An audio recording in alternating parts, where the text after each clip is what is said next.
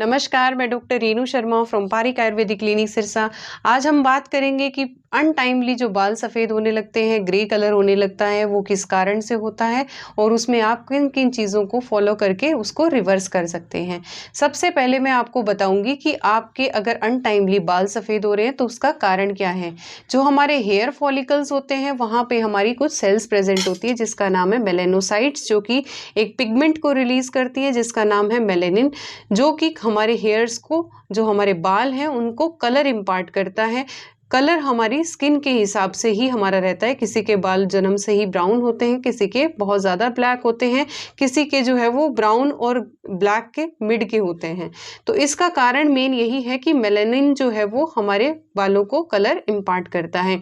अगर किसी कारण से वो मेलानोसाइट्स वीक हो जाती हैं, हेयर फॉलिकल्स की जो रूट है वो वीक हो जाती हैं, तो वो मेलानिन प्रॉपर जो है वो उसको कलर इम्पार्ट नहीं कर पाता है, उसकी डेफिशिएंसी होने लगती है, जिसकी वजह से बाल पहले ग्रे कलर के और धीरे-धीरे जो है वो सफ़ेद होने लगते हैं। इसके अंदर अगर आप प्रॉपर बालों का नरिशमेंट नहीं करते हैं, तो उसकी वजह से भी ये हो सकते हैं। नरिशमेंट के अंदर मेन ये आता है कि आप प्रॉपर बालों में अगर ऑयलिंग नहीं करते हैं, बालों को अगर टाइमली वॉश नहीं करते हैं, तो इस वजह से आपके बाल जो हैं वो धीरे-धीरे डैमेज होने शुरू हो जाते हैं। कई बार विटामिन बी12 की डेफिशिएंसी, फॉलिक एसिड की डेफिशिएंसी, बायोटिन की डेफिशिएंसी, कॉपर की डेफिशिएंसी की वजह से, कैल्शियम, विटामिन डी3, इन सब की कमी से भी आपके बाल जो हैं वो अनटाइमली झड़ने लगते हैं।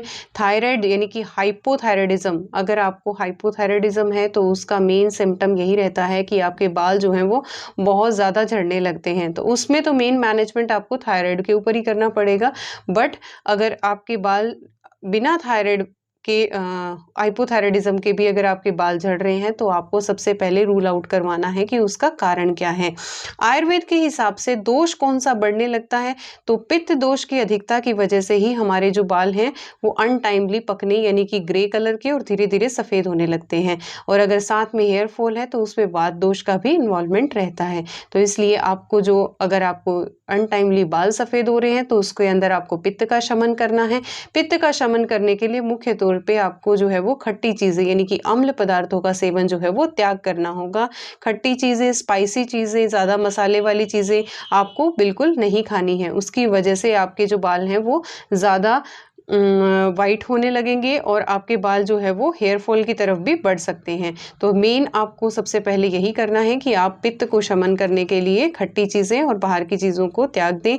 सबसे इम्पॉर्टेंट इसके अंदर कोल्ड ड्रिंक अगर आप सेवन कर रहे हैं और सोडा अगर आप ले रहे हैं, तो उसको भी त्याग दें, क्योंकि उसके अंदर क्षार होता है, जो कि हमारी जो हेयर फॉलिकल्स हैं उनको वीक बना देता है, जिसकी वजह से हेयर फॉल भी बढ़ता है, उसके साथ-साथ जो है वो बाल भी सफ़ेद होने लगते हैं।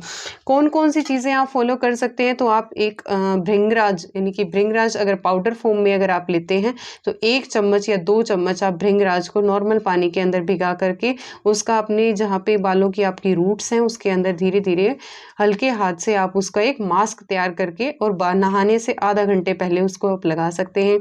नहाने के बाद आप बाल प्रॉपर वॉश करने के बाद जब आपके बाल सूख जाते हैं, उसके बाद ही आप उसके अंदर कॉम्ब कीजिए, बिकॉज़ गीले बालों के जो रूट्स हैं वो बिल्कुल वीक होती हैं, तो आपके बाल पकने के साथ-साथ जो है वो झड़ने भी शुरू हो जाते हैं। इसीलिए आपको ध्यान में रखना है। ऑयल आप भृंगराज आदि ऑयल यूज़ कर सकते हैं, आंवला तेल यूज़ कर सकते हैं।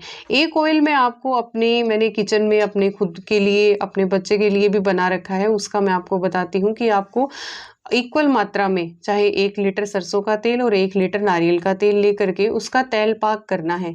मतलब उनको अच्छे से मिक्स करके एक कढ़ाई में आपको चढ़ा देना है। उसके अंदर आपको कौन-कौन सी चीज़ें डालनी है, दाना मेथी जो है वो आप 100 ग्राम डाल सकते हैं, 100 ग्राम उसके अंदर कड़ी पत्ता डाल दिया, 1 ग्राम उसके अंदर मंडूर भस्म डाल सकते हैं। उसके साथ-साथ आप 500 ग्राम तक उसके अंदर एलोवेरा का पल्प डाल दें और उसको तैयार कर सकते हैं आप एक तेल, जो कि आप घर पे अपने बच्चों को और अपने आप को भी लगा सकते हैं, जिससे आपकी premature greying of the hair से बच सकते हैं। दूसरा, आप डाइट के अंदर अपने शामिल कर सकते हैं विटामिन बी जो कि बी12 जिसके अंदर मुख्य रूप से रहेगा, विटामिन सी जिसके जैसे कि विटामिन सी में आप आंवला खा सकते हैं। अब कोई कहेगा कि जी आंवला खट्टा, पर आंवला जो है वो खट्टा नहीं होता, आंवले के अंदर 5 रस रहते हैं, तो इसीलिए मुख्य तौर पर आंवला जो है वो कसैला रहता है। तो इसीलिए आपको आंवला जो है वो विटामिन सी का मुख्य सोर्स रहता है, विटामिन ई, विटामिन D3 यानी कि आपको प्रॉपर धूप में भी आपको बैठना है, और विटामिन डी के आप सप्लीमेंट्स भी ले सकते हैं। अगर कैल्शियम की आपकी बॉडी के अंदर डेफिशिएंसी है तो उसकी वजह से भी आपके बाल जो है वो अनटाइमली पक सकते हैं। इसके अंदर आप मेडिसिन के तौर पर क्या खा सकते हैं, तो वो है आंवले की रसायन आता है। आप 1-1 चम्मच सुबह शाम जो है वो उसको नॉर्मल पानी के साथ आंवले की रसायन का सेवन कर सकते हैं। त्रिफला का भी आप रात को भिगा करके उसको सुबह पानी उसका छान करके उसको पानी को पी भी सकते हैं, और उस त्रिफला क्वाथ तैयार करके उसको उबाल करके और उससे आप अपने हेयर वॉश भी कर सकते हैं। वो भी आपके बालों को प्रॉपर नरिश करता है। इसीलिए अगर इसके रिगार्डिंग आपको अधिक जानकारी चाहिए तो आप दिए गए कॉन्टैक्ट नंबर पर हमें कॉल कर सकते हैं।